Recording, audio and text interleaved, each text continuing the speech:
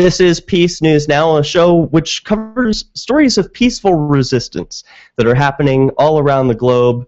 People are using peaceful, creative ways to enhance their own freedom and send a message that they care about freedom. So we've got a couple of stories about a New York Police Department commissioner who turned felon and now has a message for us all since he's been to prison. Plus, the Free Thought Project reported about a 14-year-old girl who issued a ticket to a cop for acting outside the law. And I love stories like that, especially when kids can get involved. Plus, a story about an insurance bailout in Los Angeles, and stories from Police State USA. And I have to say, it's one of the coolest things, since I'm broadcasting from Keene, is being surrounded by activism. Everywhere we go. Just last night, there were people cop blocking, using video cameras and remote control, two-way radios in order to communicate within the boundaries of Keene. And that was just an amazing thing to be a part of. And I'll be uploading the video for that. You can catch all that at freekeene.com.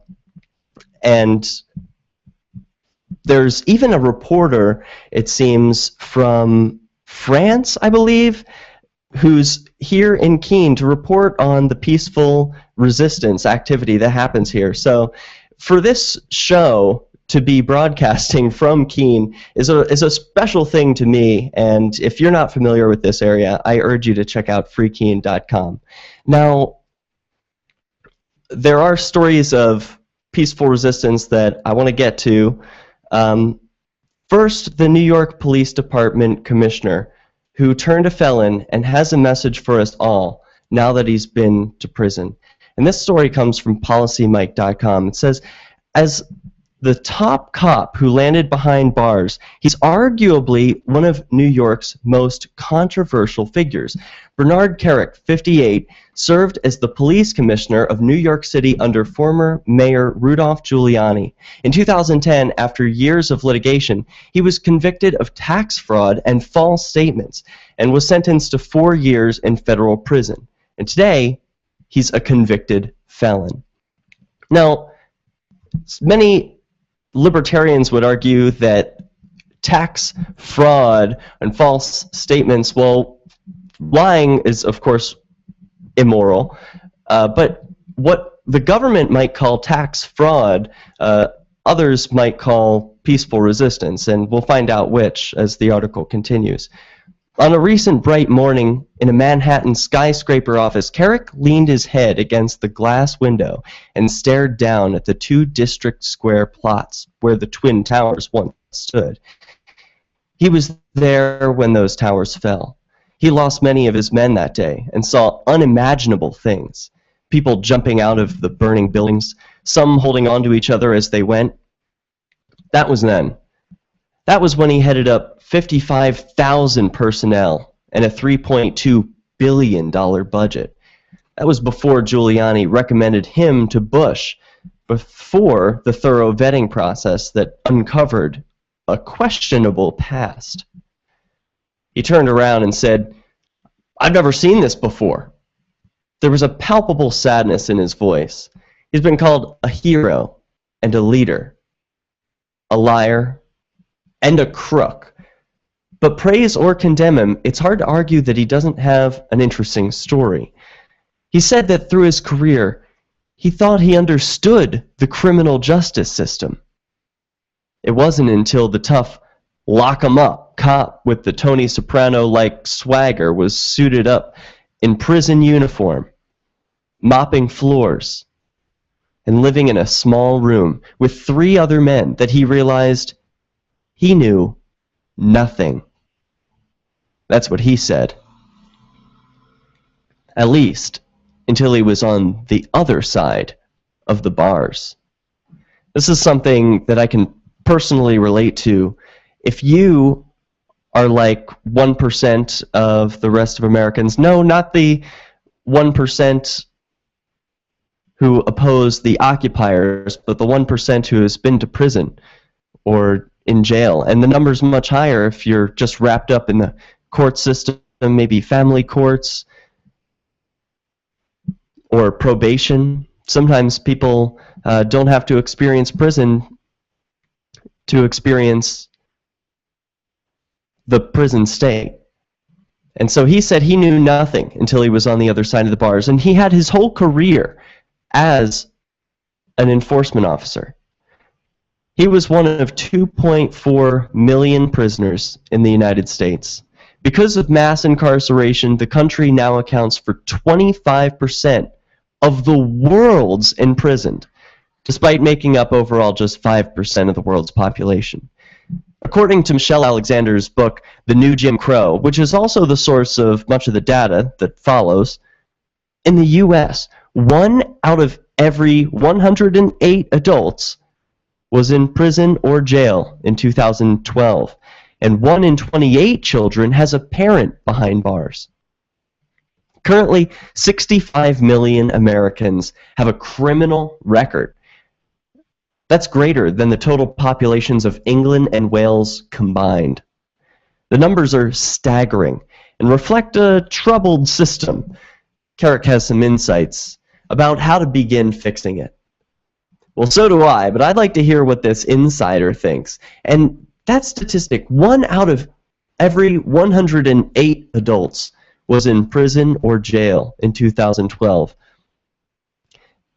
It gives me chills to know that there's this entire 1% of the population that's being intentionally forgotten, that the state is working on erasing. You don't get that time back. And so robbing people of their time, especially for crimes involving no victims, is just, to me, one of the highest crimes a human could commit. Now, this police commissioner, Mr. Bernard Kerik, he was born in Newark, New Jersey, to a father who left him and a mother who was an alcoholic and prostitute. She abandoned him when he was 3 years old, leaving her with her pimp's mother before Kerrick's father, also an alcoholic, regained custody. His mother was murdered when Kerik was 9 years old. He dropped out of high school at 16. Oh my goodness. This guy did not have such a good childhood. And this is exactly the type of childhood one might expect to produce a man who rises to the top of the New York City Police Department.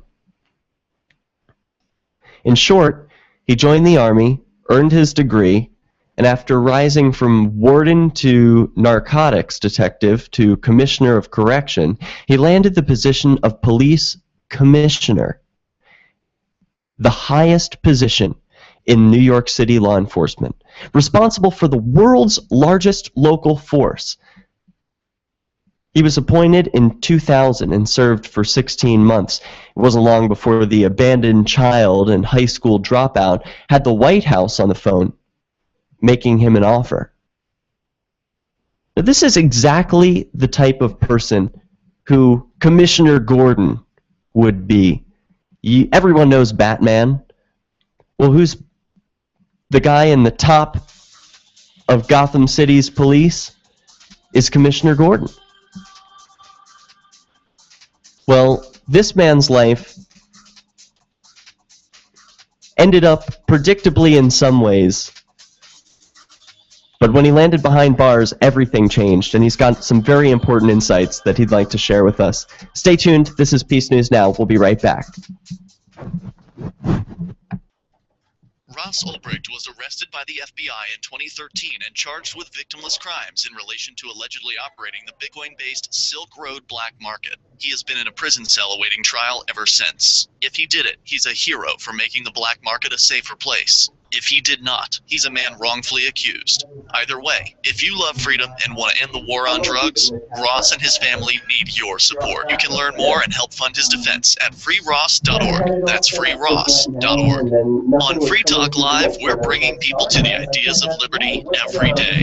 From wrestling superstars like Glenn Jacobs. You guys really are impact, I believe. Like I said, a lot of where I am now is due to listening to Free Talk Live. You changed my mind on some very important issues years ago. To random people tuning in on the radio. My mic. I was kind of stuck in the left And right. check, check, check. I heard your show Check, by check, check, chance check. on Yeah, Saturday night. exactly. From there, I went on doing the Check. Brave Project and becoming an Oh, amplifier. damn. Okay, I mean, so that's really all it the reason was. why I am. Is, Okay. I can tell that because this I was know lit that up if it here. wasn't for Okay, you so being that's how I on can see that in the future. Phew, I had no idea what was going on. It's like all of a sudden, directly change more lives by I'm getting not Free getting any Talk audio. Live in front of people This is looking for Mumble, talk or radio this is online and on the air. LRN. Okay, so Find out about giving to our Google AdWords what's my campaign team at to team? What do your team amp.freetalklive.com. speak That's source? The team speak amp.freetalklive.com. source is Did you know that you can listen to LRN.FM 24/7 via our free-to-air satellite this, channel? which From is Mexico to Canada, our signal covers a nearly separate all of North America. All you need is a view of the southern sky,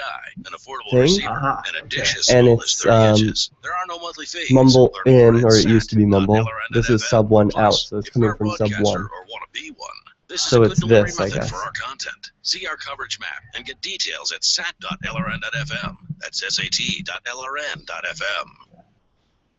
There's a treasure hunt going on at mathgate.info. That's just my computer. Bitcoin treasure hunt. You can Right, find okay, bitcoins so by but, proving theorems. So learn some logic, do some math, find Is some this not bitcoins. the Even better, output, just to clarify, so mathgate.info maybe is I designed to be used So this anonymously. So is connect to not the mathgate.info through TeamSpeak Tor, prove some output. theorems, find some That's anonymous TeamSpeak bitcoins. output. Don't wait, others are already TeamSpeak searching for the output bitcoins. Go to goes to mathgate.info here. today and join the It treasure goes to hunt. There here, are anonymous and bitcoins to be that's the had only for the thing taking when I at go to TeamSpeak and I say, mathgate.info. like, Here's a choose chance to do a audio, little activism while you're cruising choose the audio Facebook, that, Twitter, or Google+. wait, Between the output, LOL the, cats, the yeah, the recipes, output the hot from girls, the TeamSpeak inspirational is coming sunrise in here. memes, Free Talk Live's Okay, so post. if you just it goes away? No. Yeah.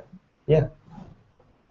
If you don't see our posts, click like at facebook.freetalklive.com and then hover over it to click get notifications. It's an easy way to spread the ideas of liberty a So bit it should be further. good, I know right? you're busy, but you can spare Okay, that great, tenth of a thank you. calorie it takes to click on something. Facebook.freetalklive.com.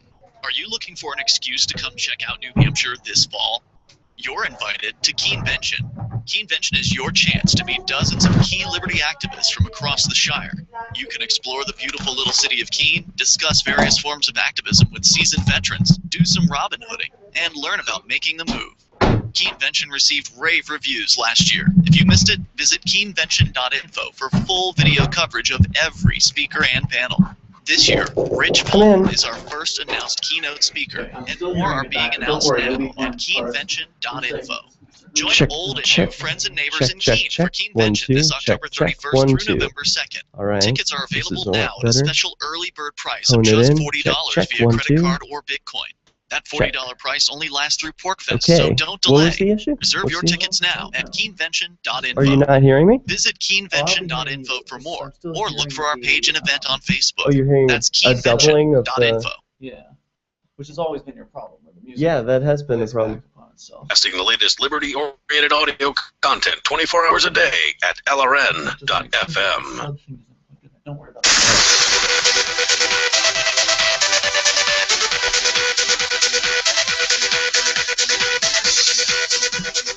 Welcome back to Peace News Now. We're talking about a police commissioner turned felon.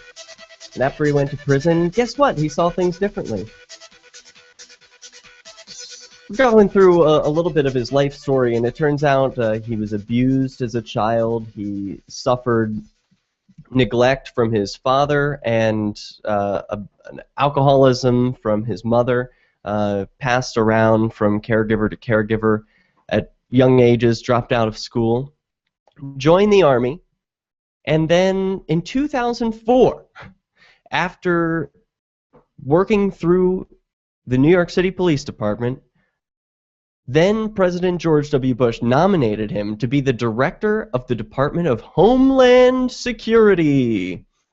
About 10 days later, after news reports surfaced that Carrick hadn't paid required taxes for his family's nanny, he withdrew his nomination. Now that's an interesting one. Now, regardless of how you feel about the Department of Homeland Security, it's interesting that he was just 10 days later on the news for the crime of not paying taxes for his family's nanny. How many of you have had a nanny and you pay cash, right? I don't think nannies take any other form of currency. So are you supposed to report all of that to your taxes? I wonder how many people actually do that.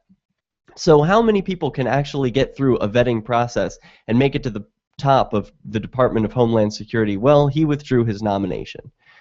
Just on account of that. Well, what would be the crime? Not giving the government enough money, not reporting himself. The message is to submit and make sure that you pay, because you will be caught. But in 2005, after he withdrew his nomination, state authorities accused him of receiving a below-market price for the renovation of his co-op from a construction company, Interstate Industrial. And authorities alleged that the company's owners, both Frank and Peter Damaso, had motivations for city work and ties to the mafia. Both brothers have since been acquitted. Carrick pleaded guilty to 2 state misdemeanor ethics and paid $221,000 in fines. It was only the beginning. In 2007, the federal government indicted him with 16 charges of tax fraud and false statements. He pleaded guilty to 8. The remaining charges were dismissed as part of a negotiated plea, he said. But needless to say, he never went to the White House. He ended up instead where thousands of people before him were sent under his iron fist to prison. So from 2004, he goes from getting a call from George W. Bush asking to work at the top of Department of Homeland Security. And just 3 years later, the federal government is indicting him with 16 charges. Yeah, he ended up in prison. I'll bet he sees things quite differently now. He was sentenced in February 2010. And he's currently suing his former attorney, by the way, seeking punitive damages for negligence and legal malpractice. I guess he wasn't happy with his work. Carrick served more than 3 years in a federal prison in Maryland and was released on probation in May 2013. He was restricted to house confinement until October and will remain on probation until October 2017. At the time of his conviction, opinions ranged from disgust to admiration. The judge stated in a pretrial courtroom that Carrick had a, quote, toxic combination of self-minded focus and arrogance. Meanwhile, Morning Joe host Joe Scarborough described Carrick as a hero who made some mistakes. Carrick was credited with several accomplishments, including reducing violence at the city's notorious Rikers Island jail by 90%. It's a good thing he did that before going in. Andrew Craig, an attorney and investigative reporter who covered the 2010 court proceedings, wrote in a recent message that, quote, judges and prosecutors treated Carrick ruthlessly. I witnessed the shocking unfairness directed against him. But Carrick is moving forward, determined to use his experience to educate people and spark progress.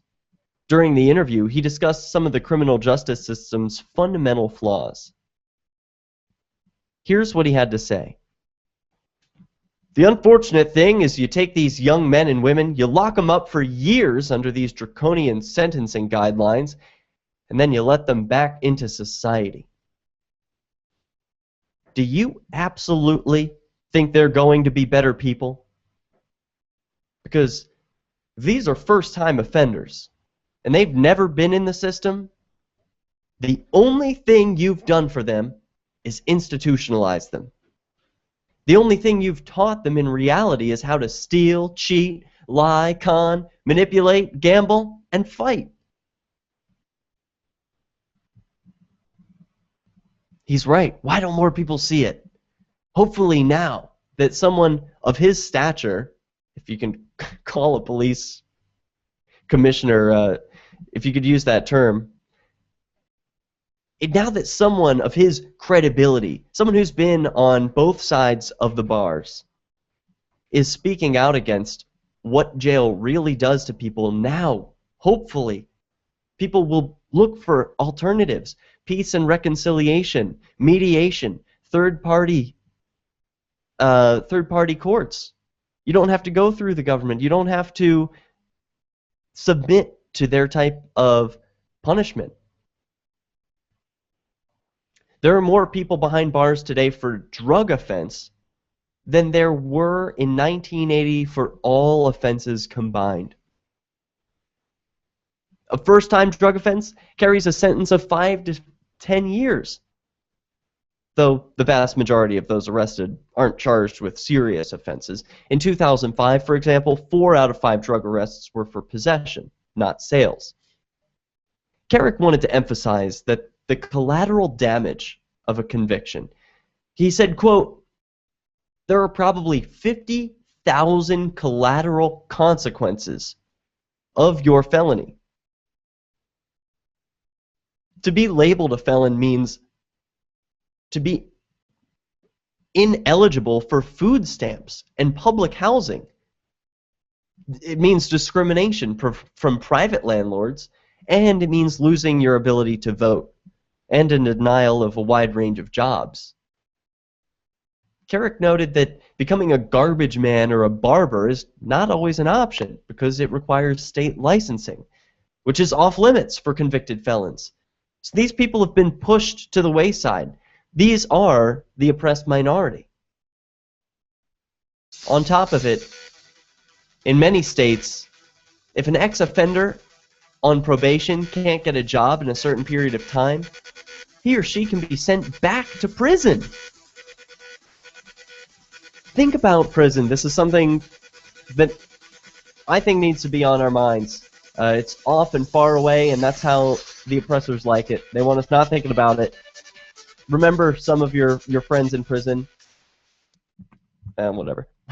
Following the announcement of First Communion, the Holy Spookerist, the first hardcore pornographic movie to be filmed in Vatican City since 1982's classic adult feature Pope Fisters 4, Onion reporter spoke to Herschel Savage, director of the film. It's a huge honor for me and everyone else involved with this film. This is where they shot Pope Fisters 4. I mean, that movie's a masterpiece. Well, when we wrote up the script, we sent it over to the Vatican to get the Pope's approval and see if they had any notes, but he loved it just the way it was. The highly anticipated pornographic film, which stars Ron Jeremy as the horny sea himself, Pope Benedict XVI, will reportedly contain graphic sex scenes filmed in the Sistine Chapel, St. Peter's Square, and the Pope Mobile, among various other notable sites within the Vatican. Well, actually, I'm just watching a cut of this amazing scene we shot last night where Pope Benedict is gangbanging a bunch of nuns in his bed. It was great because the Pope was using his bedroom. Tomorrow we're shooting the scene where 2 nuns fuck each other on St. Peter's Check, 1, 2, check. Can you hear me? I think people are really going to like this movie. Awesome.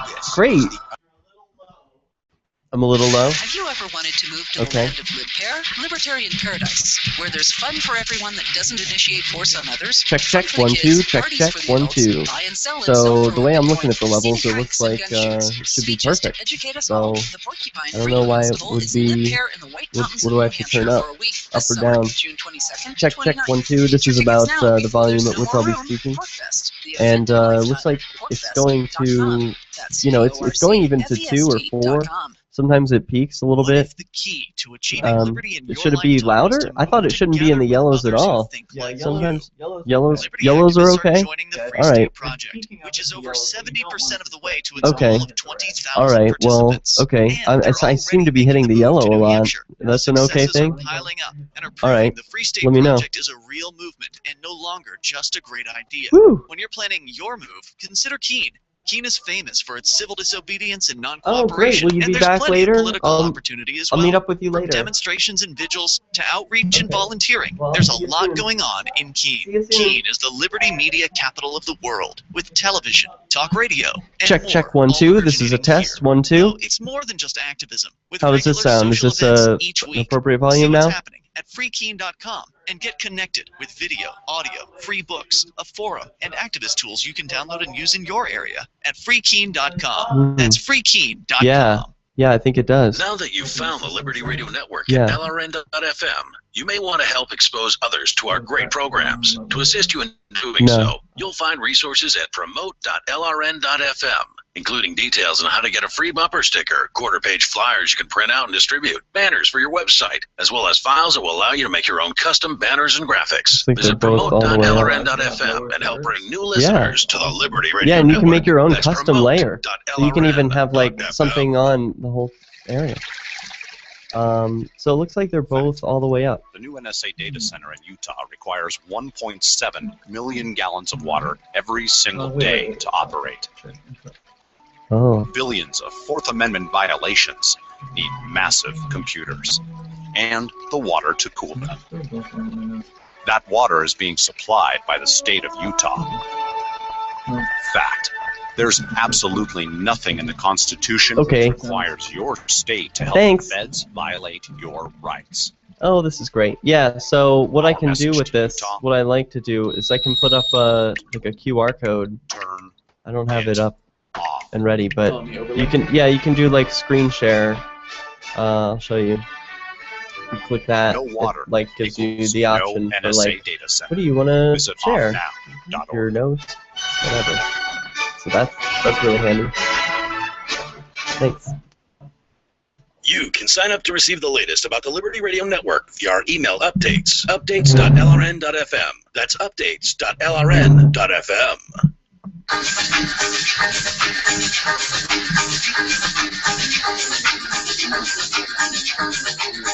Welcome back to Peace News Now.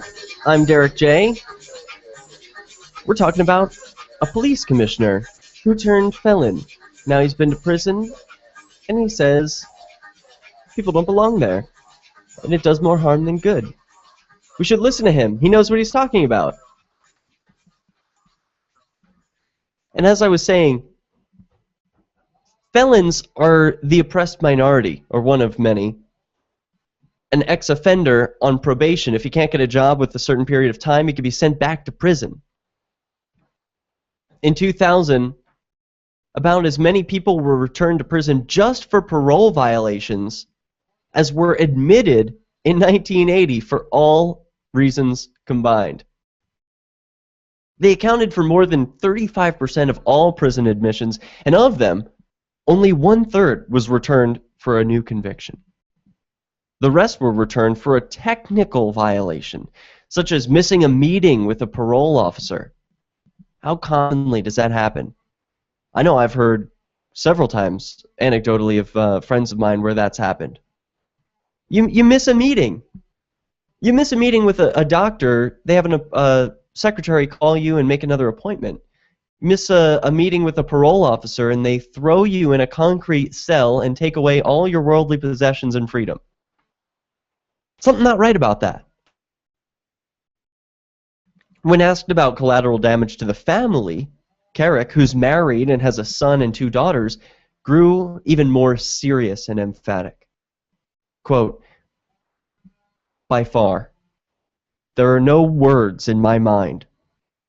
There are no words to express the damage or quantify the damage done to your children." He was surprised to find that seemingly harmless and commonplace decisions, such as lying on a credit card application or about a length of stay at a job, could be classified as felonies. "We have lost sight of criminal intent," he said. "You have to have intended to commit a crime.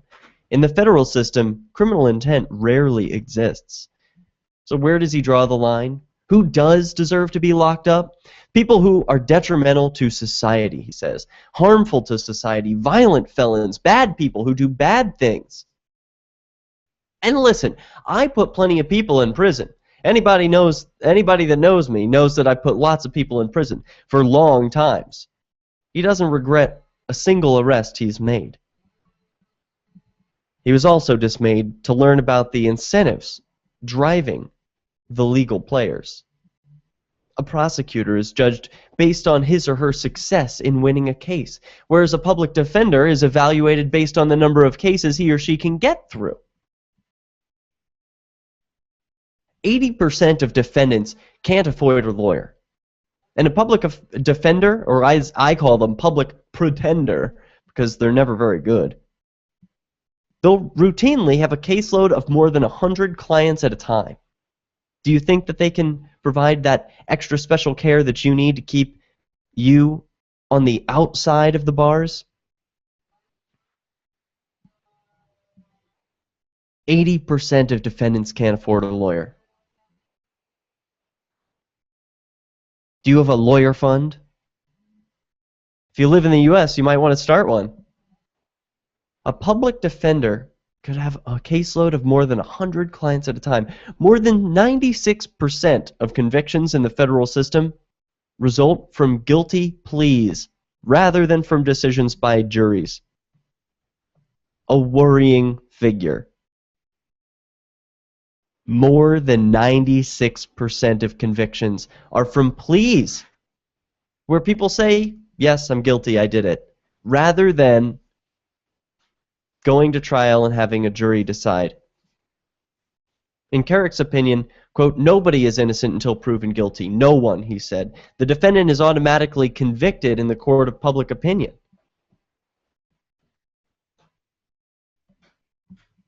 If 96% of convictions in the federal system result from guilty pleas rather than decisions by juries,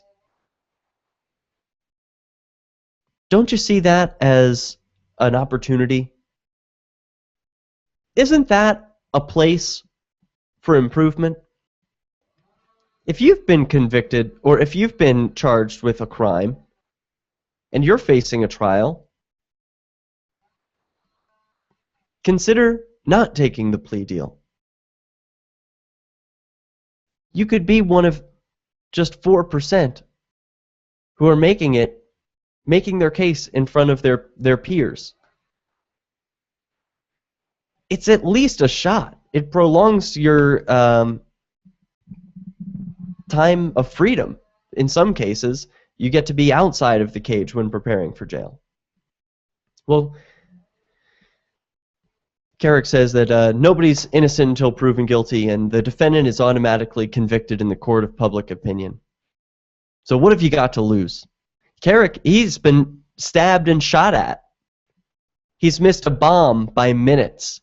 Quote, I've had the world trade fall down on me. I've been the subject of death threats. But there's nothing in my life that's been worse than this.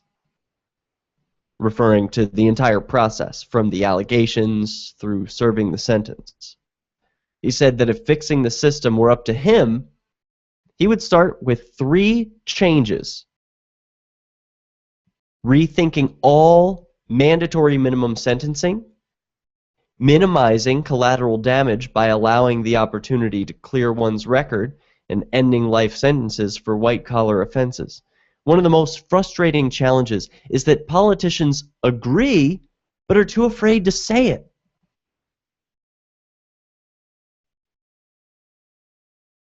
They know that mandatory minimums are harmful rather than helpful. But they're too afraid to say it. Where are the incentives for the politicians to stick their necks out and say, hey, you know, we've actually been doing more harm than good for these past 30 years. We're going to stop doing the harm. That would be courageous. That would be the right thing to do. But they've got, they're politicians. And they bend to the will of the people, and the people aren't going to be very happy if they admit that they were wrong. So just keep lying. Keep saying mandatory minimum sentencing is a great thing. And that life sentences for white-collar crimes are perfectly acceptable. They know they're ruining lives. They're too afraid to say it. This is what Carrick says. Quote, I don't know many congressional leaders that I've talked to who haven't told me, hey, you're absolutely right. But they are scared to death to view their voices, or to voice their views, in fear that they'd be criticized for being soft on crime. Maybe they're not being soft on crime. They're being soft on the innocent. Currently, Carrick is writing another book and advocating for national criminal justice reform by talking to government and community leaders, the general public, and the media in an attempt to help educate people about the injustices of the system. Politically, there might be hope. It's actually one issue that players from both sides have agreed on, something that's turned Attorney General Eric Holder and Republican Senator Rand Paul into unexpected allies. Carrick's mission is to at least create the debate they need to make the change. You can't fix something that you don't know is broken. I didn't know, he said. I had experience and success. I still didn't know.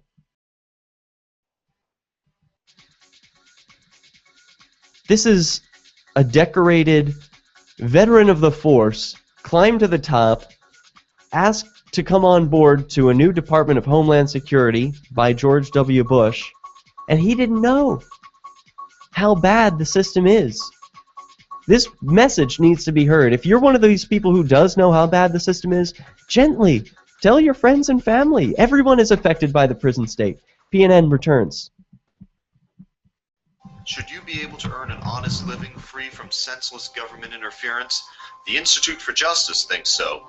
That's why we've spent years defending hard-working men and women from pointless government regulations. Nationwide, IJ has created opportunity by reducing government power. But there is still more work to be done. Visit our website today at ij.org. Let IJ take care of the government so you can take care of your business. Since time began, tyrants have taken aim at personal liberties. Now there's a movie that aims back. The government has no more right to tell us what to put in our bodies than they have to take our guns or tell us what books we can read. 6 drug police were eaten by bears while raiding a marijuana farm. On your knees, you dirty hippie! On your knees! What's the problem, officer? Today, many cops who enforce pot laws do so only because it provides them with cushy jobs, good benefits, and a chance to push people around. I was an undercover narcotics officer. The drug war is nothing but a farce. The Second Amendment says you gotta keep you and your get intact. Guns and Weed, The Road to Freedom. A film by Michael W. Dean and Nima Vadadi. DVD available now at gunsandweed.com or on Amazon. That's gunsandweed.com. Makes the perfect gift. Remember, that's gunsandweed.com.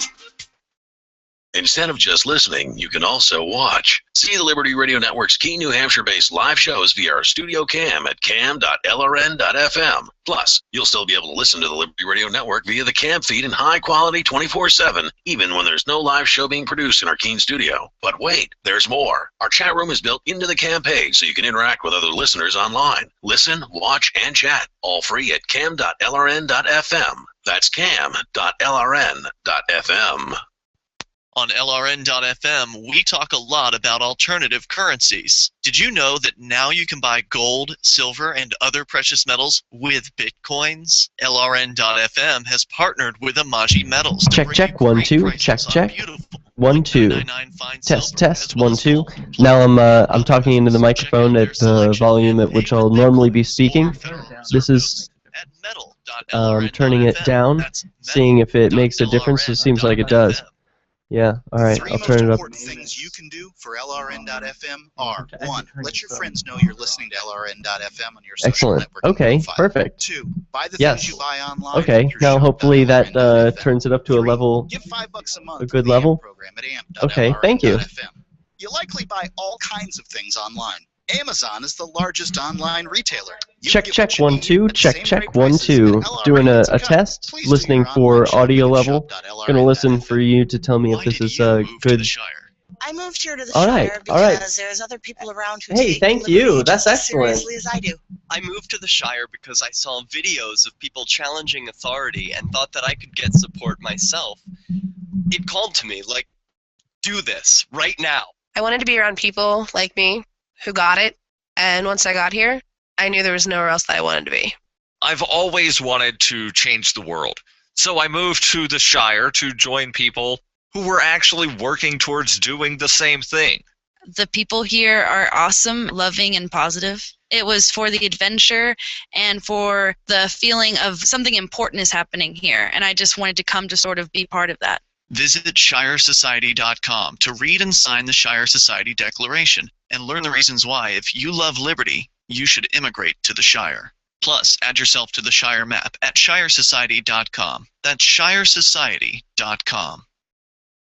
What's up next? Visit the Liberty Radio Network program guide to find out at shows.lrn.fm. That's shows.lrn.fm.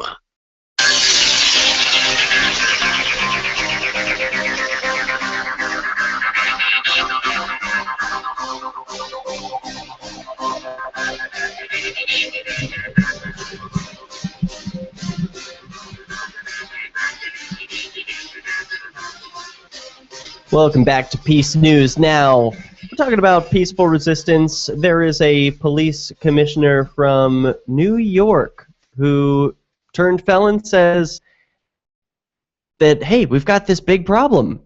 He's in a position of power and he knows a lot of important people, and now he's been a victim of the system, and he can talk about it from both sides. And he has the important message for people that we shouldn't be so hard on the accused. You know, there's an argument to be made that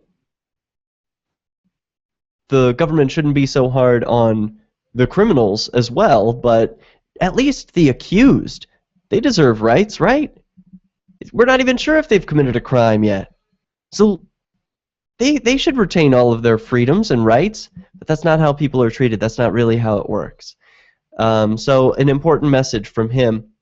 The name, once again, the story from PolicyMike.com, the author Laura Diamond, and his name, Bernard Carrick, age 58, served as the police commissioner of New York City for Mayor Rudolph Giuliani, and then was convicted of tax fraud, became a felon. It's as simple as that, for not paying a nanny enough. Now I want to share with you a video that is a form of peaceful resistance, and it ended up with a happy ending. I don't want to spoil too much, so I'll just play the clip and enjoy.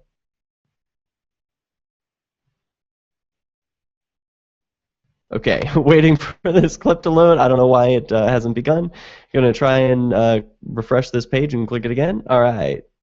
A Baytown police officer found himself on the other side of the law in trouble with a teen. Yes, she wrote the officer a parking ticket. You know what? He paid up. Local 2's Jennifer Ballard joins us live with the story tonight. Jen? Okay, are you hearing? Has his patrol Hopefully car parked the right clip over is there coming in the through. parking lot, but the other day he parked it No, here. okay. Well, unfortunately, the clip is not going to be shared with you on this episode. Maybe I'll figure out how to get that coming through on the next break. But the police often act as if they're above the law, and they park in zones where they're typically not allowed. You've seen a cop in handicap, fire zone, no parking here. Well, this 14-year-old girl saw a officer sitting in one of those parking lanes that says, you're not allowed to park here, and she walked right up to him. She's not going to stand idly by and let this double standard exist. She goes right up to him and says that you should write yourself a ticket.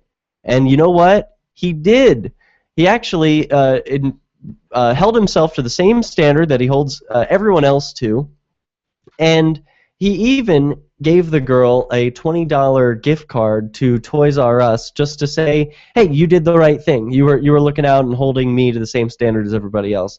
And I'm perfectly willing to applaud people who act in good ways. This is a cop acting morally in this one action. You know, I'm not saying when he goes and raids people for smoking flowers that he's doing the right thing. Certainly not. But in this respect, he did the right thing. He deserves a congratulations. The name of the officer, Tommy King, and the girl, Annie James. If you want to look up that story, it's at the freethoughtproject.com, and hopefully I'll be able to share that clip with you in the next segment. But we'll just move right along to the next story of peaceful resistance, which comes to us from Louisiana, where there's an interesting... Oh, excuse me. I saw L.A., and I forgot that it's Los Angeles. The L.A. Times reports that critics call the Obama funding plan for health insurance losses a bailout. So, did Obama really get a bailout for losses already? I mean, this is exactly what we know is going to happen when governments federalize things. You federalize health insurance, they're going to get a bailout. So, this story from the Los Angeles Times. The Obama administration has quietly adjusted key provisions of its signature healthcare law to potentially make billions of additional taxpayer dollars available to the insurance industry if companies providing coverage for the Affordable Care Act lose money.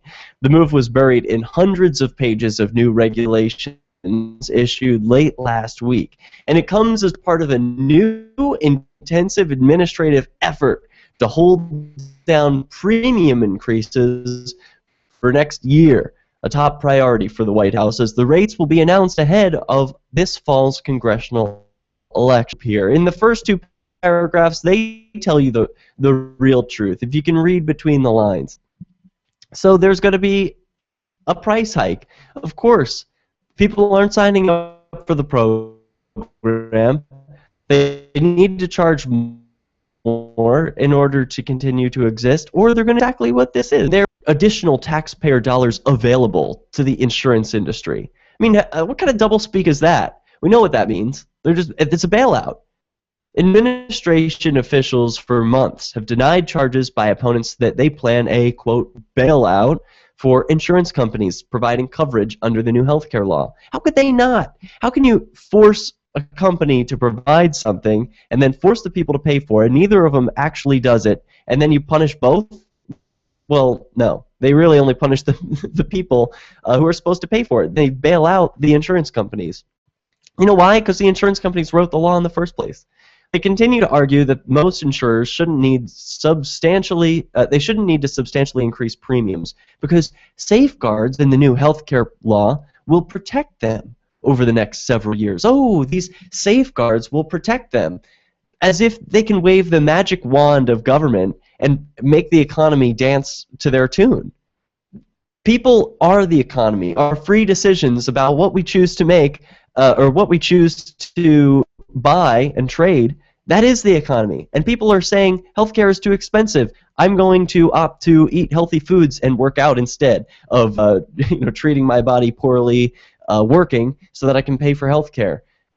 Old people are going to need healthcare. The young people who are working now and making an income don't need it. They aren't going to buy it. And the old people do need it, but they don't have to buy it. So the government's going to need to bail out the insurance companies. Should have seen this coming, and I don't imagine this will be the last bailout. But the change in regulations essentially provides insurers with another backup. If they keep rate increases modest over the next couple of years but lose money, the administration will tap federal funds as needed to cover shortfalls. Oh, well, they'll just tap federal funds. They make it sound like they hold up a Dixie cup to a waterfall and just take a little bit as needed. Tap federal funds means money is being extracted from individuals who work and produce things in the free market. So although little noticed so far, the plan was already beginning to fuel a new round of attacks Tuesday from the healthcare law's critics. Quote, if conservatives want to stop the illegal Obamacare insurance bailout before it starts, they better start planning now, wrote Con Carroll, an editor of the right-leaning news site townhall.com. On Capitol Hill, Republicans on the Senate Budget Committee began circulating a memo on the issue and urging colleagues to fight what they're calling another end run around Congress. Obama officials said the new regulations would not put taxpayers at risk. We're confident these next 3-year programs will not create a shortfall. Well, how do they know? They don't. They're just making it up. That's from the Health and Human Services spokeswoman Erin Shields Britt. She said that in a statement. She said this: However, we want to be clear that in the highly unlikely event of a shortfall, HHS will use appropriations as available to fill it. Of course they will. Oh, if we don't have enough money, we'll just take more of it from the government. Well, isn't that a nice business plan? How'd you like to create a business plan? And you go to the bank and you say, hey, bank, I've got this plan. I'm going to open a pizza shop, and, you know, it's going to be a perfect pizza shop. And if things go south, see, here's my plan. I just borrow more money. I just take more money from, and instead of borrowing it, it's not even borrowing it. It's worse than that. It's robbing the guy next door. I'm going to rob all the other pizza shops. I'll just rob everyone else, and then then I'll have their money, and I can continue to operate on that. That is not a viable business model. And the Health and Human Services spokeswoman, I mean, they must be so well trained in doublespeak that they can, with a clear face, a clear conscience, say this stuff. However, we want to be clear that in the unlikely event of a shortfall, HHS will use appropriations available to fund it. Everything but clear language. They won't say what it really is. We're going to take your money and we're going to throw it at another lost cause. Peace News Now will return after this. We've got stories of peaceful resistance coming up. Stay tuned. I've been told no in many different ways. I give you an order and you're going to obey it. You can do that and you have to leave here. You cannot bring Simon to the rally. Walk with me. Well, I'm comfortable here, actually. Whoa, hey, who do you think you are? Excuse me. There is no video or audio allowed in this hospital. No, I have work today. This is you ain't gonna make. Wait a minute. Whoa! Hey! Oh my God! Unbelievable! Because you scared me. What am I being paid for? You're being served. What is this? You're being served. What is this? Bureaucrats have a funny way of telling people no. That's the sound of the man working on the chain. Derek J's Victimless Crime Spree. Watch it for free and order the Director's Cut DVD at victimlesscrimespree.com. Did you know you can get news updates about what's happening with the liberty you prefer? You can sign up for our Plus. You can stay in the loop by joining our Facebook profile at facebook.lrn.fm or follow us at Twitter at twitter.lrn.fm. It's all free, so sign up now at updates.lrn.fm for news updates delivered to your email box, facebook.lrn.fm to follow our Facebook page, and twitter.lrn.fm to receive our tweets. If there was a place that liberty-minded people had been elected to political positions and were rolling back government, would you move there? If freedom lovers had secured a 20% voting bloc and can veto most bad bills, would you move? Well, the time has come to sign the pledge at freestateproject.org.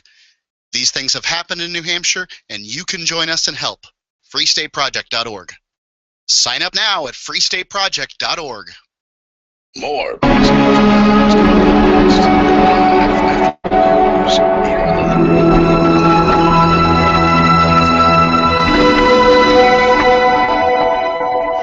This is the Liberty, your daily source for Liberty News and Express updates. LibertyBeat.com. I'm Brian Hagan with your Liberty Beat Friday, 23rd, remote from human experience. Gold open today at $1,289. Silver open at $19.32.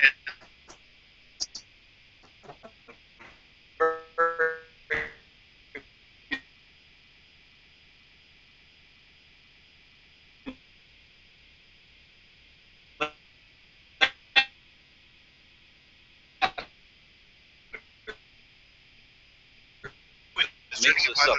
$546.09. Long ago, Support for Liberty far Beat away, comes from Inmate the red Technology, giant stars. creators of the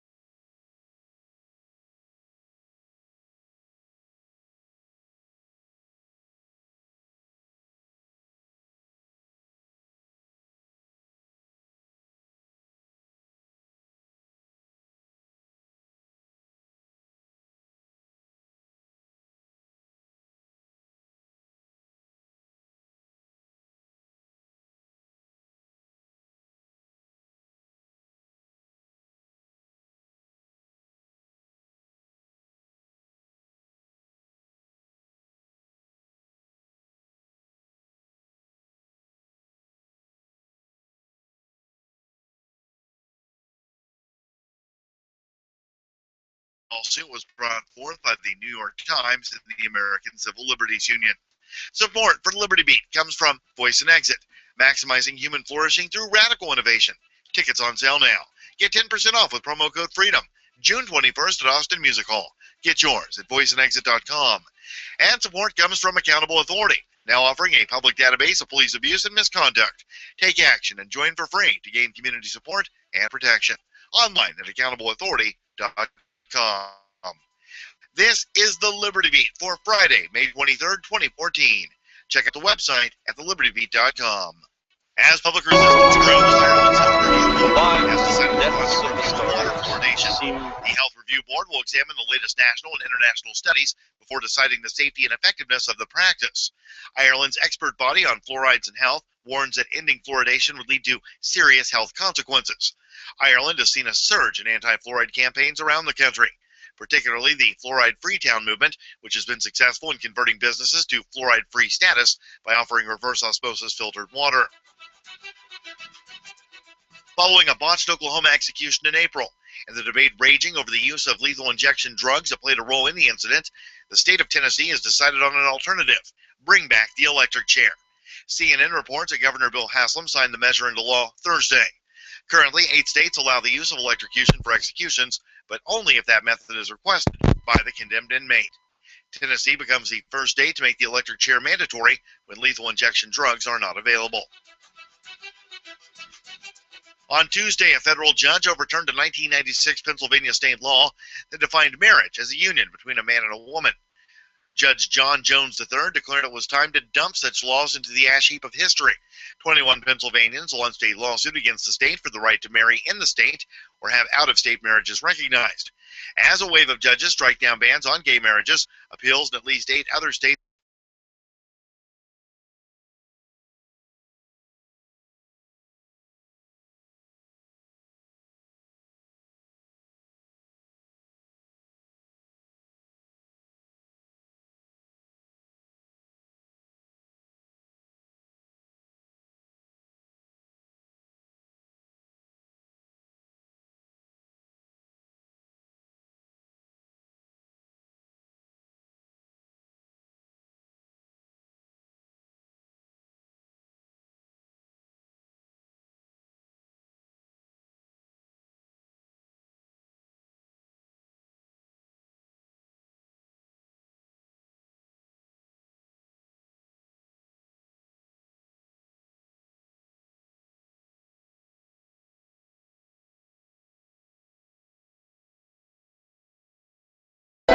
Should the wing be doing that? What is that whirring noise? And do all planes shake this much? They're reminding The lives and deaths of the stars seem impossibly remote from human experience, and yet we're related in the most intimate way to their life cycles. The very matter that makes us up was generated long ago, far away, in red giant stars.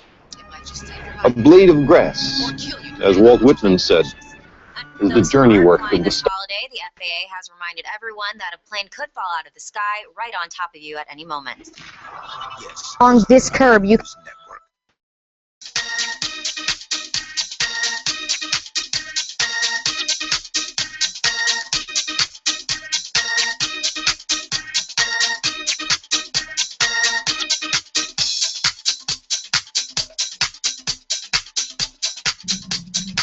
Welcome back to Peace. On the other side of the welcome back to Peace News. Now, this is the second hour, very special episode this May 25th, 2014. I am broadcasting from Keene, New Hampshire. And you know, just 2 years ago, I was here in Keene, New Hampshire, but I was locked up in jail. Just like that commissioner that we talked about earlier. I learned a lot from being on the inside. You can learn about my insights at my blog, which is at derekj.me. I've taken my old website, which was liveforyourdance.com, down and tried to make things simpler. Tried to make a portal for all the work that I do, because I do lots of variety of things, and so you can follow it all there, plus all the old archives are there. So back to the program. This is Peace News Now, stories of peaceful resistance. And in the last segment, I wasn't able to get a video to play because the well, or rather the audio wasn't working. That problem has since been solved. So enjoy this clip from the freethoughtproject.com and Houston, Local 2 Houston, NBC affiliate. Law in trouble with a teen. Yes, she wrote the officer a parking ticket. You know what? He paid up. Local 2's Jennifer Bauer joins us live with the story tonight. Jen? You know, tonight, Officer King has his patrol car parked right over there in the parking lot, but the other day he parked it here along this curb. You can see it's painted red and it clearly states no parking. Well, one of the tenants who lives here at this complex saw it and had a problem with it. Baytown Police Officer Tommy King patrols the Bay Oaks apartment complex and keeps criminals away. Recently, he parked his patrol car here along the side of the leasing office. But 14-year-old resident Annie James saw it. Oh no, we're having, I guess, a little Wi-Fi difficulty for this program. But yes, she saw it, Annie James. She wasn't going to let this officer get away with a double standard. And she's only 14, but of course she knows the difference between what's right and wrong. And she knows that if this officer saw anyone else parked... He was parked on the side of the building, and it said it was the fire lane all the way around. She wrote him a ticket because he was also parked on the curb, and he didn't pull head into the spot, a rule that is clearly posted. Oh, this is frustrating. I'm going to have to just end the clip. But you get the point. This 14-year-old knows what's up. She sees a cop exhibiting a double standard and addresses it peacefully, politely, and then he ends up rewarding her with a $20 gift certificate to Toys R Us, which Toys R Us then matched, by the way. So she also ended up with $40. I wonder how much he had to pay in ticket. So I wonder if he avoided paying his ticket by giving her this donation. Not quite sure. We were also talking about a story where Obamacare seems to be something of a bailout. So although more than 8 million people signed up for health coverage under the law, exceeding expectations, insurance companies in several states have been eyeing significant rate increases for the next year amid concerns that their new customers are older and sicker than anticipated. Insurers around the country have started to file proposed 2015 premiums just as the midterm campaigns are heating up. Obamacare, as the law is often called, remains a top campaign issue, and big premium increases in states with tightly contested races could prove politically disastrous for Democrats. What do you think about this? I mean, in all states, the premiums are going up. That's across the board. So in places where it was rough for Democrats before, you can bet it's going to be a tough election for them this year. If rates go up dramatically, consumers may also turn away from insurance marketplaces in some states, leading to their collapse. Oh, they won't collapse. As Health and Human Services Department head said earlier, she'll just take money from the taxpayers. They're good. Proposed increases in a few states where insurers have already filed 2015 rates have been relatively low, with several major carriers seeking just single-digit hikes. But insurers in closely watched states such as Florida, Pennsylvania, North Carolina, and Arkansas are still preparing their filings. It's absolutely paramount to keep premiums in check. Well, I'll be interested to watch this issue and see if Florida, Pennsylvania, North Carolina, and Arkansas decide to report their premium increases before or after September. What do you think? If it's going to have a major impact, you can bet there are some politicians knocking on these people's doors saying, hey, wait on delivering those numbers, will you? You can bet it's happening. Len Nichols, a health economist at George Mason University who advises officials who work on the law, says it's absolutely paramount to keep premiums in check. And I have a feeling he's not just saying that because he cares about people's pocketbooks. He's saying it's paramount to keep premiums in check because he wants the Democrats to win re-election. Of course, if the premiums go up, then that's going to prove that Obamacare was, in fact, disastrous, as everybody predicted. The state-based marketplaces, which opened last year, allow consumers who do not get health coverage at work to shop among plans that meet basic standards. the whole language of this, I feel like, needs to be untied and unraveled. For me to just parrot what the LA Times says is simply not enough. They say the consumers who don't get health coverage at work, they can shop among plans that meet basic standards. I don't call it shopping when someone forces me to buy something. That's not shopping. That's extortion. Plans that meet basic standards. No, they're not just basic standards. Another word for them is mandatory standards. And in many cases, it ruins the type of health insurance that people actually wanted to buy. Say now men are having to buy maternity insurance that covers maternity. That's not going to apply to them.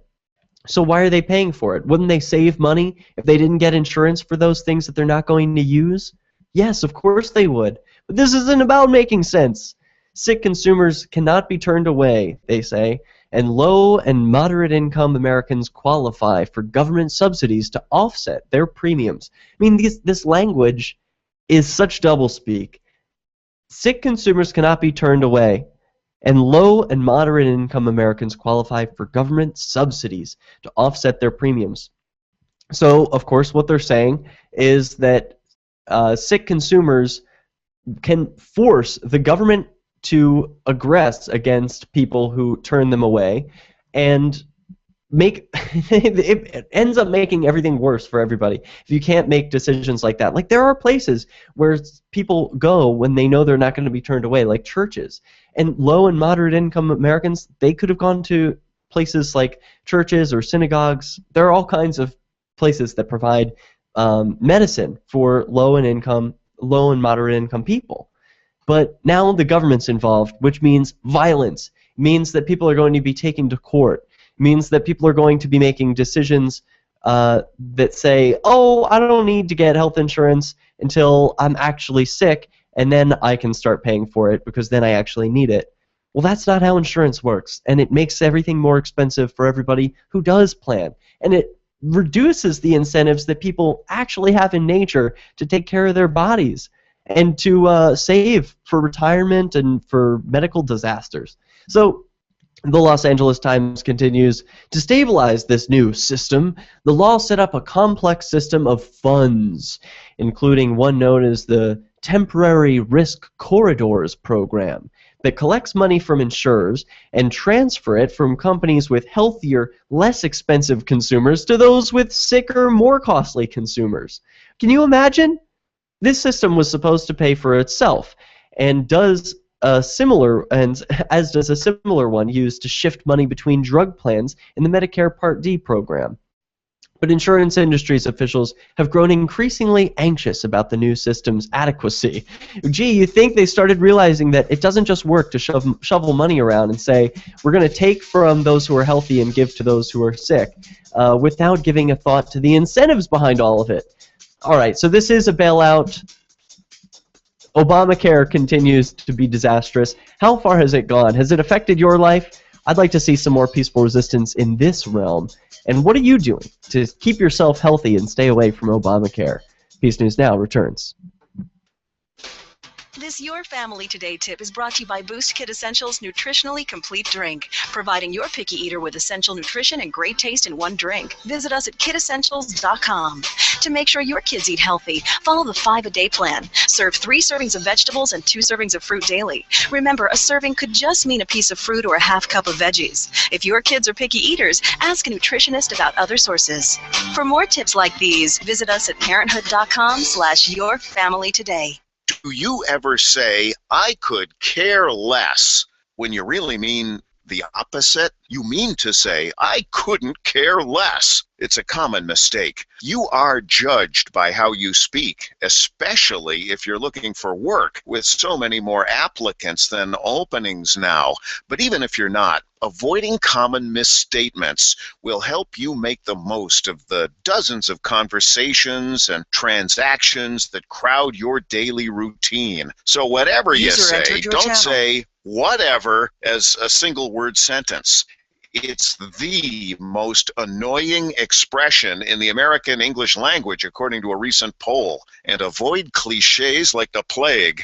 Just kidding. But seriously, at the end of the day, you'll want to avoid this scenario, sounding like everyone else. For more tips, hit survivalspeech.com.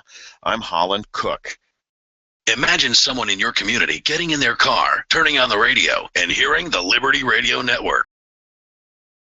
With your own micro radio station. Visit broadcast.lrn.fm to learn how you can put our programs on the air in your area. You can have LRN.FM running around the clock, and you can even add in your own local shows. Building a radio station is simple, but programming isn't. That's where LRN.FM comes in. Learn more at broadcast.lrn.fm. That's broadcast.lrn.fm.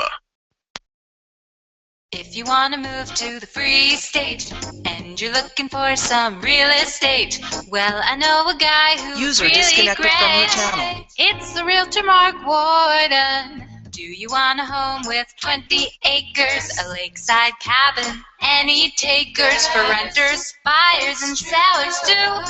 Mark Warden is the guy for you. PorcupineRealEstate.com. The three most important things you can do for LRN.FM are: 1. Let your friends know you're listening to LRN.FM on your social networking profile. 2. Buy the things you buy online through shop.lrn.fm. 3. Give $5 a month to the AMP program at amp.lrn.fm. It's my firm belief that the AMP program is the best use of your charitable dollar among liberty-oriented groups. Support all your favorite organizations, but make sure you give $5 a month to the AMP program at amp.lrn.fm. Excuse me, is this where I get a license to start a new business? I wouldn't be hasty. You have to get a license to go out of business, too, you know. Oh, well, look, I've invented this little anti-gravity machine, see? Oh, is that why you're walking 2 inches above the floor? Oh, yes, it's very comfortable. It saves on shoe leather. Yeah, well, you have to fill out these forms and report to the Human Services Department of Manpower Orientation and register with the Fair Employment Practice Commission, the Wage and Hour Division of the Employment Standards Administration, the State Sales and Income Tax Division, the Internal Revenue Service, and the Social Security Administration of the Department of Health, Education, and Welfare, and, of course, OSHA. OSHA? I thought that was a little town in Wisconsin. You'll find out. Say, floating around like that could be dangerous. Have you checked with the Consumer Product Safety Commission? Well, not yet. Come to think of it, you actually are flying, aren't you? Look, you need to go over to the Federal Aviation Administration and the Transportation... It's very hard to get anything done these days if you're in business, but free enterprise built this country. Think what could happen if we don't keep it free. A public service of this station and the Center for the Defense of Free Enterprise, Bellevue, Washington. Besides, we just can't have people floating about unregulated, you know. If you enjoy LRN.FM, please contribute to your favorite shows via their websites and become an amplifier at amp.lrn.fm. That's amp.lrn.fm.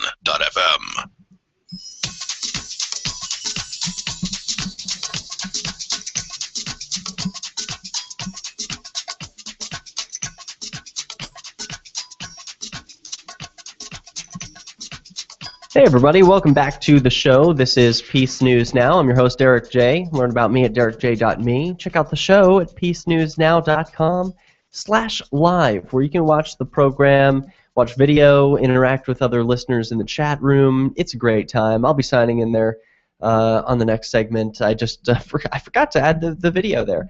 So we're talking about stories of peaceful resistance, and this one cannot escape the Peace News Now episode machine. The FSP president, that's the Free State Project, freestateproject.org. The president, Carla Gericke, has won a federal case against the Weir police. That's in New Hampshire, of course.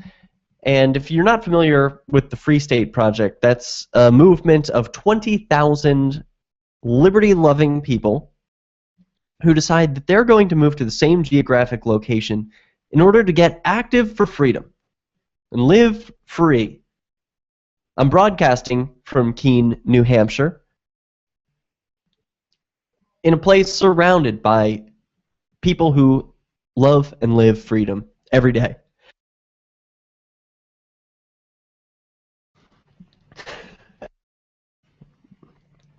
And now the Free State Project president has won a federal case against the Weir police. This from Ian Freeman at freekeene.com. After multiple court decisions favoring Keene liberty activists, the wins just keep coming. Now with the U.S. Court of Appeals, the First Circuit, ruling in favor of Free State Project President Carla Gericke in her case against multiple Weir police officers, the Weir PD, and the town of Weir. The case dates back to 2010, where Carla was arrested for recording a traffic stop in Weir, home of notoriously corrupt police, who have arrested other activists for the same. Police dropped the charges against Carla before trial, which included a wiretapping charge. But Carla, with the help of Liberty attorney Seth Hipple, sued in federal district court. Her suit alleged the Weir police violated her rights, particularly those ostensibly protected by the First Amendment to the Constitution. Where PD motioned the district court for, quote, summary judgment based on claimed qualified immunity protecting the officers from liability. You know what that means? The police are saying, yeah, we understand. We're being sued for violating a woman's rights, but the thing is, you see, we have to have protection from responsibility. We have to make sure that we can't be held personally liable for removing or obstructing someone's rights. So they asked for qualified immunity. You know what that means? Because we wear a badge, we're different. Because we are a part of a class of bureaucrats, we're different. We get to escape responsibility. No, they don't. The district court denied them qualified immunity, so Weir's attorneys filed an interlocutory appeal. Interlocutory. Not sure about the pronunciation about that, but the challenge to the district court's decision. It's an appeal, and inter and locus are two Latin-based terms. I would assume that it means in the place of. So they made another appeal. The district court denied them qualified immunity, and they begged and pleaded, no, please, let us be off the hook. Oh, and you know who the Weir police's attorney was? Charles P. Bauer, and some of you who follow this program will know him. He's the same Charles Bauer who cashed in and continues to cash in on the city of Keene's failed lawsuits against Robin Hood of Keene. The First Circuit U.S. Court of Appeals is the same court from which the Glick decision emanated. Glick is cited multiple times in the 21-page Garrick decision as evidence that the right to record government workers, especially police, is protected by the First Amendment. The Glick decision says it, and now the Garrick decision says it. You have a right to record government workers on the job, on the record. They better get used to it, because you know they're recording you. So why wouldn't you be able to record them, especially police? That is protected by the First Amendment. Or whatever you can say that's... I mean, the First Amendment can't really protect anything. It didn't protect Carla in this case. It took her 4 years of fighting in court and multiple times suing them, hiring a lawyer. Who knows what it costs to have a lawyer for 4 years? Fighting one battle. To sue the police. After they dropped her charges, most people will just let it go at that. They drop the charges, hey, you're off the hook, you're free. They let you go. Why go and attack them? Well, it turned out to work this time. But at what a cost? The court's decision makes it clear. Officers do not have qualified immunity because were they acting as reasonable officers should have recognized Carla's right to record the scene.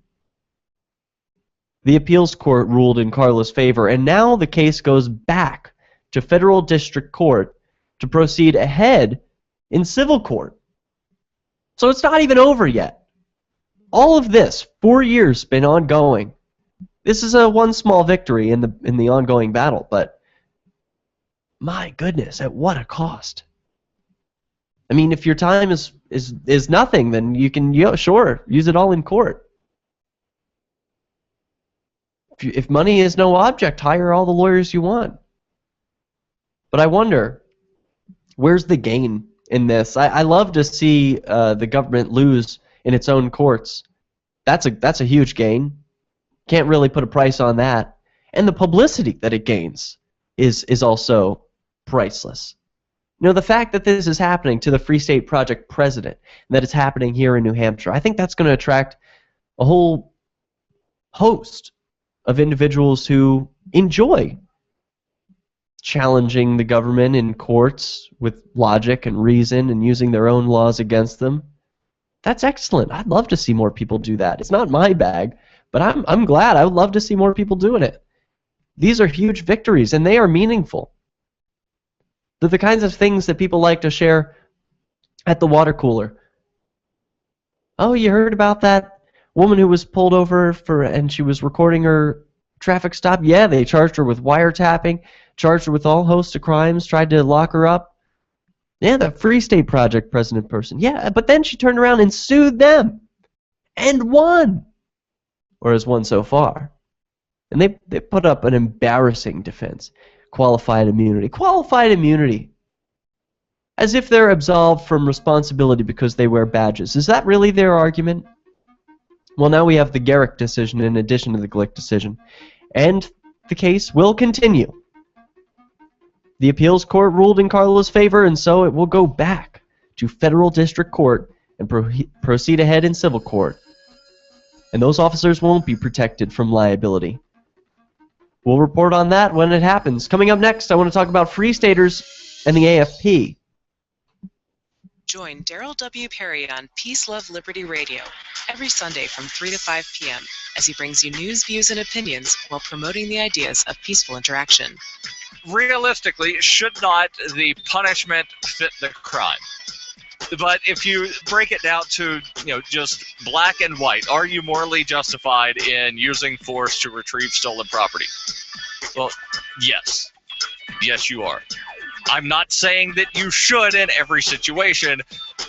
I guess that saying that one is morally justified in using lethal force if someone stole a paperclip is akin to saying that the punishment for every crime should be death.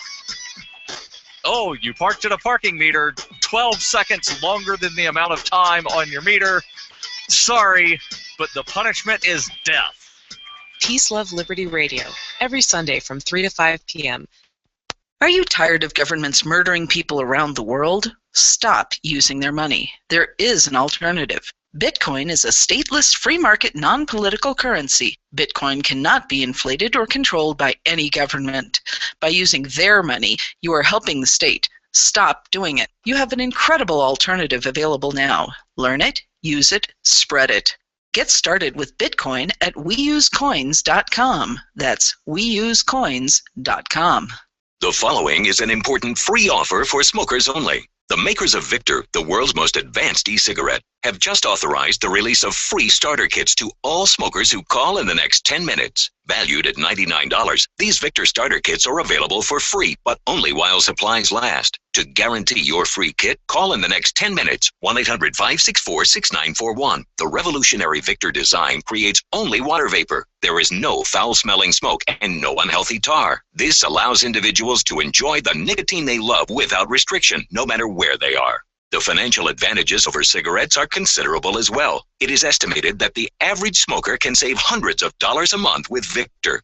Again, free Victor starter kits are now available to any smoker who calls in the next 10 minutes. This is a radio-only offer not available in stores, so call now for your free kit. 1-800-564-6941. 1-800-564-6941. 1-800-564-6941.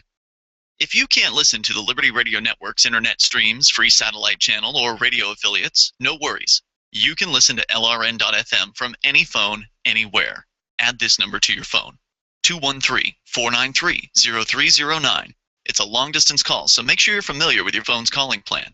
The Liberty Radio Network listen lines are locked into our stream 24 hours a day. Call 213-493-0309. That's 213-493-0309. Free Press Publications is an independent alternative media and publishing company founded in June 2009 with the mission of ensuring a free press for the freedom movement and is committed to spreading the message of peace, freedom, love, and liberty. FPP also gives new authors an avenue for publishing freedom-oriented material. FPP brings you daily news and commentary at fpp.cc, as well as weekly news in the FPP Freedom Minute and Peace, Love, Liberty Radio at fppradio.com. The monthly newspaper FPP News at news.fpp.cc and books at shop.fpp.cc. Find FPP online at fpp.cc. That's fpp.cc, as in Creative Commons. You can watch the LRN Studio Cam and chat with other listeners anytime at cam.lrn.fm. That's cam.lrn.fm.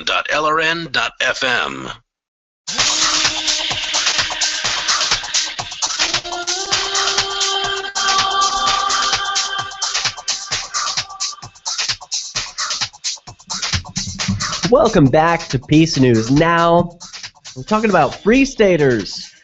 People like Carla Garrick, who just won in court against the Weir police. No, they will not get qualified immunity when they spar or when they see each other in federal court.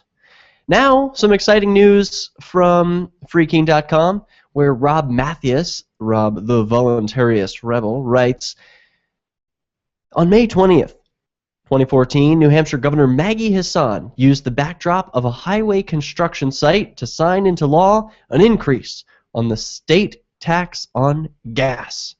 This was most likely done to show that they plan on using the extra stolen funds to finish a project that was already started with stolen funds. And some activists had something to say about it. Rob, the Voluntarist Rebel, see him on YouTube. He has created a video for us to enjoy. Check it out. And now some of this is silent, so it won't have, well, it has music, but it doesn't have the words. You can't read them, so I'll read them for you.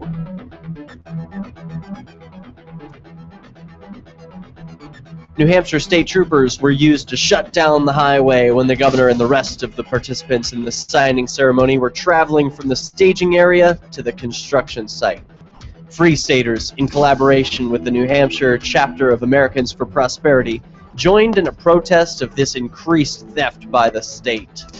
Even though many with the Liberty community disagree with some of the positions of AFP, that's Americans for Prosperity, this blogger included, there's a benefit to working towards common goals, especially when that goal is to reject the theft at the hands of the state. I hope to see more collaboration work among Free Staters and any other group or organization that shares the same goals of a specific issue. Free Keene bloggers Joel Valenzuela and Rich Paul also took part in this protest. You can see new movers Andrew, an old mover Keith, and many peace-loving Free Staters are holding signs behind the backdrop of Maggie Hassan, the governor of New Hampshire. Oh, and I like this music too. Excellent choice, Rob. And now Rich Paul, fresh out of jail, participating in a protest, speaking with the media. This creates a visual that politicians simply can't escape. This is going to be in the paper, and indeed it was. Any photographer who wanted to take a picture of this bill signing knew that they had to take a picture of it with all of these signs in the background as well. Gas tax, bad for business, and NH. All of these signs, they could have been written a little clearer. In my opinion, those signs could have been made a little bit clearer to read. Because look, you see these politicians and they're taking their photo op here. And all those signs in the background now can't be read.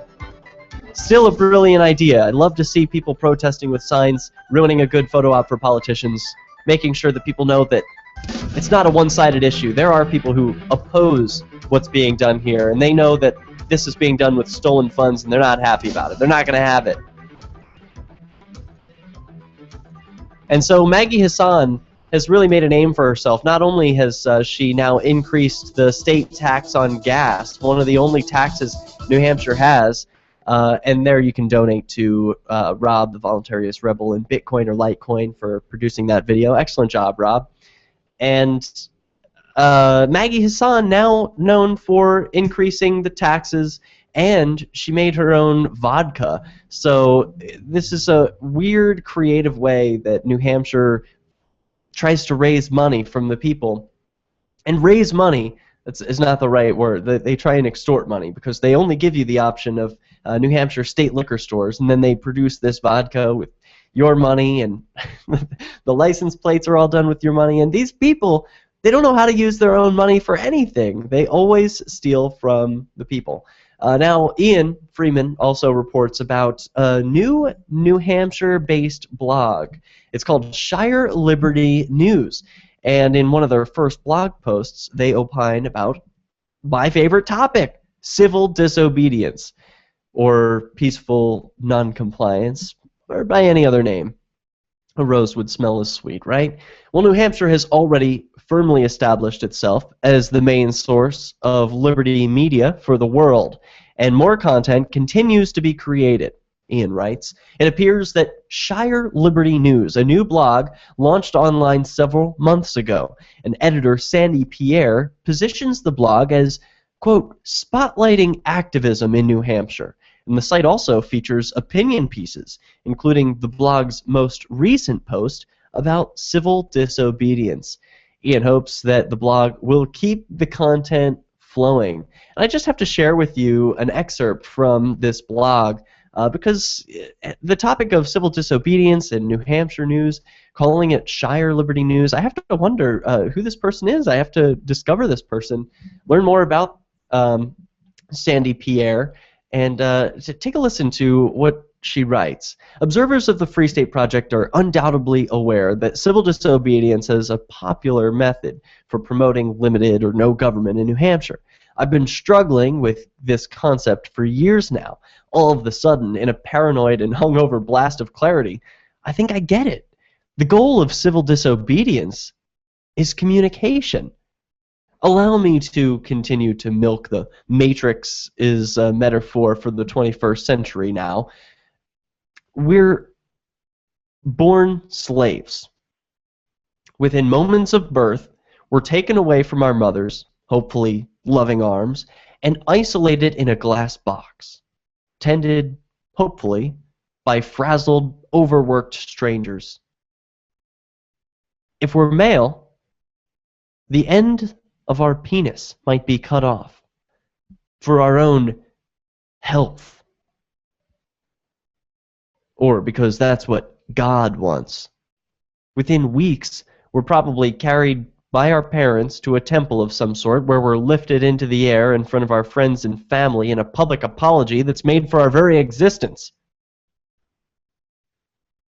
Our innate evilness and unworthiness is proclaimed. Some sort of voodoo priest is in ceremonial garb, then sprinkles magic water on us, says an incantation, and suddenly we're not evil anymore. At this point, if we've had the mental maturity to comprehend what's been going on around us, we might be very well considering the possibility that the events of our first few weeks of life don't bode particularly well in the years ahead, which are all about control. First, you must learn to control your body. You must only release waste in authorized areas. You must only cry and scream in designated areas. You must lie down and try and sleep at specified times. Next, you learn not to notice that your mind is being controlled. You must report to location X at exactly clock time Y. You must think about the multiplication table, or George Washington, or sharing your toy. You may only speak to your friends at designated times. You may not laugh, cry, shout, or go to sleep outside of designated places and times. You must use your indoor voice. You must learn to walk single file. You must follow instructions, whatever they may be. If you don't, you will be beaten and drugged.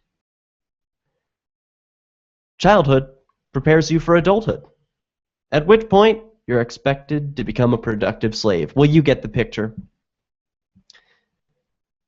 She's painting a perfect picture of the Matrix. And the Matrix, the state, has agents. And how do we interact with them? How you interact with the state agents communicates your values. And that is what civil disobedience is all about, communication. And communicating those values. When Peace News Now returns, I want to talk about the most powerful civil disobedience that happened this week. You don't want to miss it. Liberty activists around the country are starting to realize politics alone won't set us free. So what will? At Liberty on the Rocks, we believe the answer starts with living your principles, spreading ideas, and connecting with those around you. By starting a Liberty on the Rocks network, you can make a difference by uniting libertarian thinkers. Find out how much fun it is to build your local network from the ground up. Visit libertyontherocks.org today to get started. On Free Talk Live, we're bringing people to the ideas of liberty every day. From wrestling superstars like Glenn Jacobs. You guys really are having an impact, I believe. Like I said, a lot of where I am now is due to listening to Free Talk Live. You changed my mind on some very important issues years ago. To random people tuning in on the radio. I was kind of stuck in the left-right paradigm. I heard your show by chance on a Saturday night.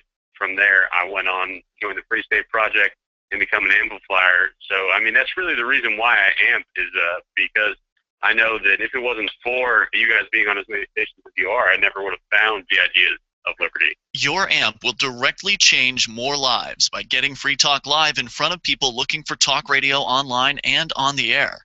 Find out about giving to our Google AdWords campaign at amp.freetalklive.com. That's amp.freetalklive.com. DVD, books, music, instruments, periodicals, computers, software, electronics, photo, cell phones, office products, home and garden, bed and bath, furniture, kitchen, pet supplies, automotive, hardware, apparel, shoes, jewelry, grocery, healthcare, sports and outdoors, toys, games, used, and more. It's a department store at your fingertips. Shop.lrn.fm. Get all your shopping done, get a great deal, and a portion of your purchase goes to benefit the Liberty Radio Network when you shop at Amazon via shop.lrn.fm. Are you looking for camping, hunting, survival, or shooting gear? ManVentureOutpost.com carries the name brands you want at the lowest prices. Ammunition, knives, firearm accessories, archery, air guns, scopes, binoculars, laser sights, tactical flashlights, fish finders, and boating equipment. ManVentureOutpost.com is family-owned and has the lowest prices. Go check it for yourself. Get it quick. Get it from ManVentureOutpost.com. Now buy firearms at ManVentureOutpost.com. Did you know that you can listen to LRN.FM 24/7 via our free-to-air satellite channel? From Mexico to Canada, our signal covers nearly all of North America. All you need is a view of the southern sky, an affordable receiver, and a dish as small as 30 inches. There are no monthly fees. Learn more at sat.lrn.fm. Plus, if you're a broadcaster or want to be one, this is a good delivery method for our content. See our coverage map and get details at sat.lrn.fm. That's sat.lrn.fm. Are you looking for an excuse to come check out New Hampshire this fall? You're invited to Keenevention. Keenevention is your chance to meet dozens of key liberty activists from across the Shire. You can explore the beautiful little city of Keene, discuss various forms of activism with seasoned veterans, do some Robin Hooding, and learn about making the move. Keenevention received rave reviews last year. If you missed it, visit keenvention.info for full video coverage of every speaker and panel. This year, Rich Paul is our first announced keynote speaker, and more are being announced now at keenvention.info. Join old and new friends and neighbors in Keene for Keenvention this October 31st through November 2nd. Tickets are available now at a special early bird price of just $40 via credit card or Bitcoin. That $40 price only lasts through PorcFest, so don't delay. Reserve your tickets now at keenvention.info. Visit keenvention.info for more, or look for our page and event on Facebook. That's keenvention.info. You're listening to the best liberty-oriented audio streamed around the clock, on the air, and online. This is the Liberty Radio Network at LRN.FM.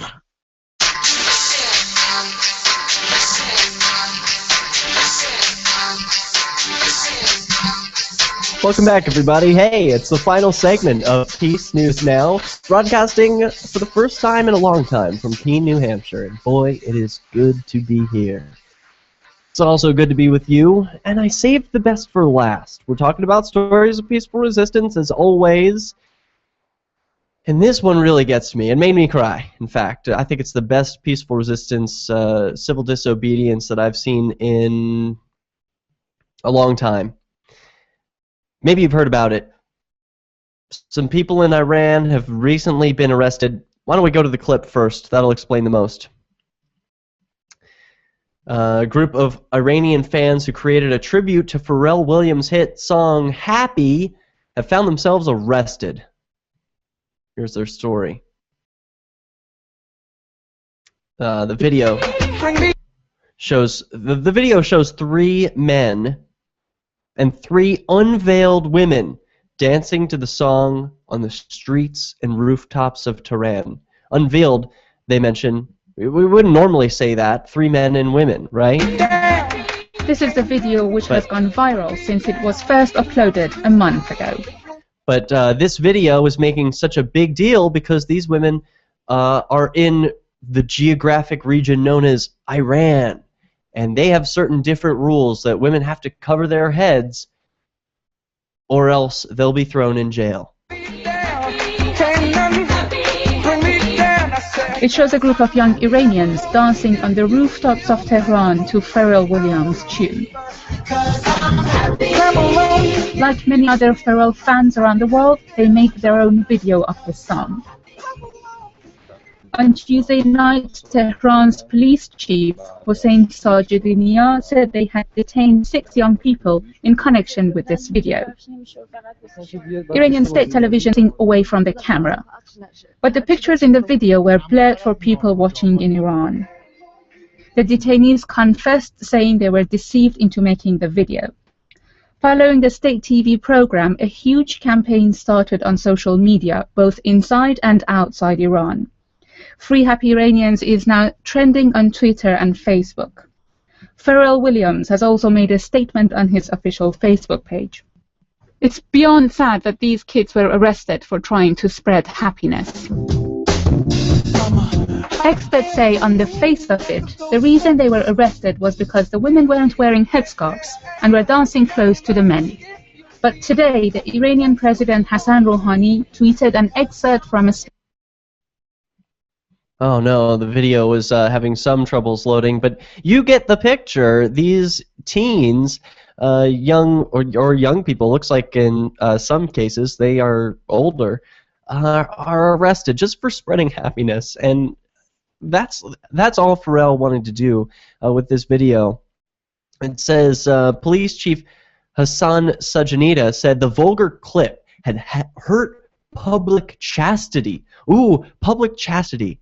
It's just something invented by politicians. It's weasel words that they use to excuse their violence when they committed against these happy dancers who are just singing and dancing on video. Where's the crime in that? The real crime is arresting them, charging them with crimes, putting them in cages. So Iran's state-run TV broadcast a program on Tuesday apparently showing the men and women confessing on camera. The subtitled edition of the TV clip, which was posted on YouTube, identified the detainees as actors who claimed they were tricked into making the happy video for an audition. Well, what do you think? Were they just happy dancers in Iran who wanted to make a happy video and dance around? That's what it seems like to me, and now they're lying. Now they're turned into liars by their government saying, oh, well, we were tricked and we're just actors, and they have to put on this PR, they have to put on this face that they were doing something, they were tricked and they were the victims. It can't be that they were just happy and dancing and wanted to make this video. Living free will not be permitted. The young people in the video are students, filmmakers, and photographers. So what does that tell you? Their video appeared during the Persian New Year at the end of March, and it was an instant hit on Iranian social media sites, inspiring several copies. I think the government wanted to nip this in the bud and make sure that they didn't have any more copycats. Hey, if people see that you can dance and have a good time and not wear a veil and not be punished for it, everyone will do it. That's right. Hey, politicians and government creeps, we don't need you to lock people up for being happy. In the past month, hundreds of Iranian women have been defying the rules requiring them to cover their heads in public by sending photographs of themselves without headscarves to a newly created Facebook site called My Stealthy Freedom. That's awesome. Congratulations. Good for you. It's the latest example of Iranians using the internet to challenge restrictions on their everyday lives. No, it used to be that people had to leave. They had to escape. They had to have some sort of money in order to achieve freedom. And now people are using technology to create a world of safety, of peace, of prosperity, and of fun. Good for the women on My Stealthy Freedom. If you're a Muslim woman who wants to support these Iranian women, or excuse me, if you're an Iranian woman who wants to support these peers, submit your photo without a headscarf to My Stealthy Freedom. Arash Sobhani, lead singer of the Iranian underground rock group Kiosk, who now lives in the U.S., he told BBC Persian that the Iranian authorities are continuing attempts to crack down on un-Islamic behavior, but they're not working. They banned our music, broke our guitars, attacked our parties, and stopped our concerts. But did we stop? No.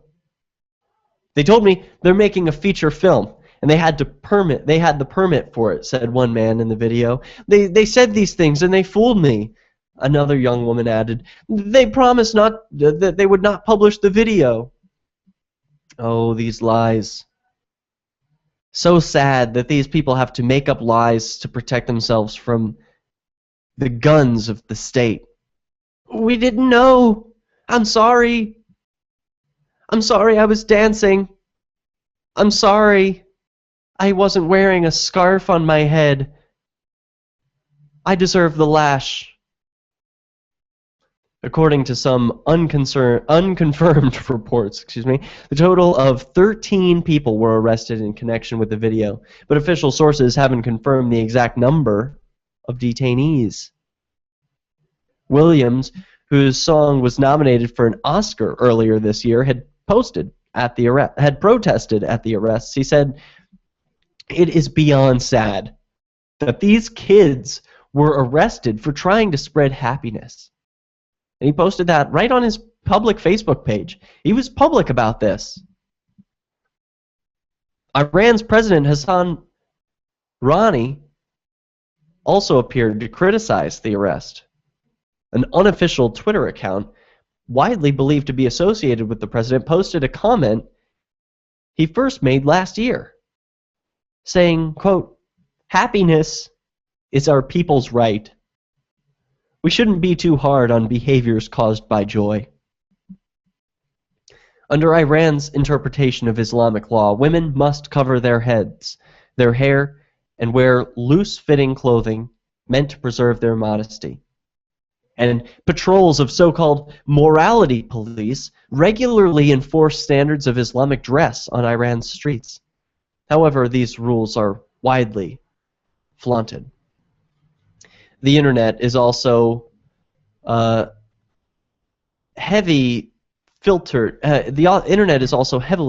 in Iran, with the authorities blocking access to popular social networking sites. The "Happy We Are From Tehran" video, originally posted to March, posted in March has now been seen more than 40,000 times. That was before this report. It's now much higher.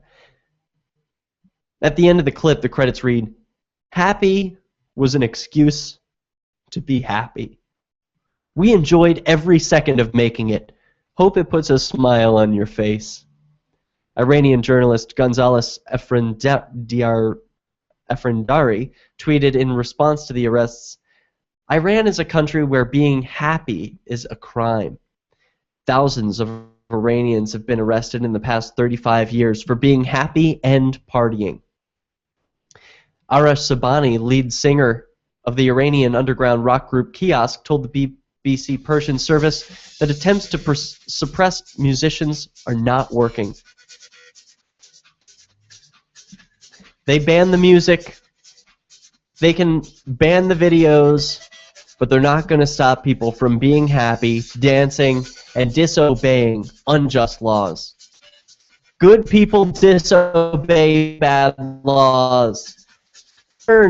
This Tuesday, we'll be back in Keene, New Hampshire. Stay tuned for Free Talk Live. We've made significant progress wiring the nation's schools for the internet, but we have to do more. Every child in America